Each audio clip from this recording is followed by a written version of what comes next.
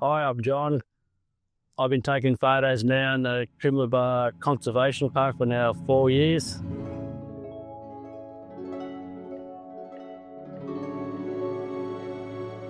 I had to leave work to look after my wife because I'm a full-time carer now. We did a bit of travelling when I first finished work, and then when we finished travelling, moved to the Gold Coast, and then I brought a mountain bike. And my mate was telling me about in this conservation park where the koalas and stuff. So I come in here, and then I thought, well, I always wanted to learn a camera in my life. So I ended up buying a camera, and I started taking pictures of koalas. The main reason why I come into the park and take photos, other than it's challenged myself, is I like to share my photos and videos with my wife, so she can see what I can see through my eyes. Taking wildlife is similar to fishing. It's like you got to have the right gear, you got to learn your area, you got to know where these birds and animals are moving to. Like these birds just don't sit in one spot, they do move around, what they're eating, what their behaviour is, how close you can get to them. So everything's really similar to fishing, and it's like you get up 4 o'clock in the morning, 5 o'clock in the morning, and you're always out at dawn. Same with fishing. It's a challenge, and all through my life, I just really do like challenges, just the way I'm wired, I say. Everyone's in here for different reasons. Like, I'm taking photos, I'm getting a bit of exercise. There's people that just come here to walk, there's people come here to run, there's tourists come here just looking at kangaroos and a few koalas. But yeah, everyone's in here for different reasons. Some people just want to come here just to be out here and be left alone. So, you just respect everyone, what they do. My main goal is to inspire other people and to, and maybe in some way, shape or form, they can help looking after our wildlife. You don't really need an expensive camera. There's things you got to learn as well as taking photos. That means you got to start learning about where these animals are. You got to learn about their calls. You got to learn about the behaviours, and you can really do that with your mobile phone.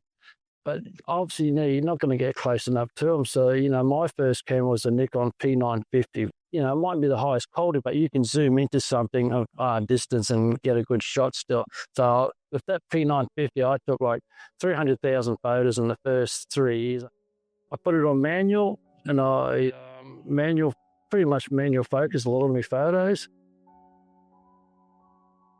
There's a person here that just started with a mobile phone, and she can get good photos because she's done exactly as what I said. She knows where certain things is, and when you're learning, it's better to just get out there each day, learn behaviours, learn the sounds, learn where the animals are, because that's going to be your groundwork for when you take photos. But I would recommend a second-hand camera, anything that's easy, or the P950. I paid $1,000 and it lasted me 3 years. And I actually gave it to one of the ladies in here, and she's had it for nearly a year now, a year since I've had my next camera, and she's still using it, so it's still going.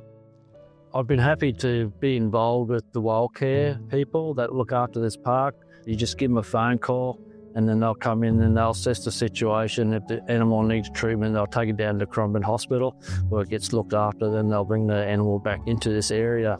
Just sometimes you think you're doing the right thing, and I've done it to myself, and then you might see a baby bird or something in the bushes squawking, but if you get too close to it and you scare it out of the bushes, but you think you're trying to get a good photo, but if you scare it out in the open, then a predator bird can come along and just kill us straight away. Some things you don't really think of that can happens, and really in the bush here, everything's eating everything. So it's really tough on these animals. Some of them need our help, and especially the koalas when it comes to chlamydia and stuff like that. In this area, we try and keep this a safe area for the koalas, and everyone in here will keep an eye on the koalas. How I got started in taking photos in here, as my wife can't pretty much leave the house. When I first started, I was actually Bluetoothing to my phone, take a photo of a koala, Bluetooth to my phone, and then I'd send it to her.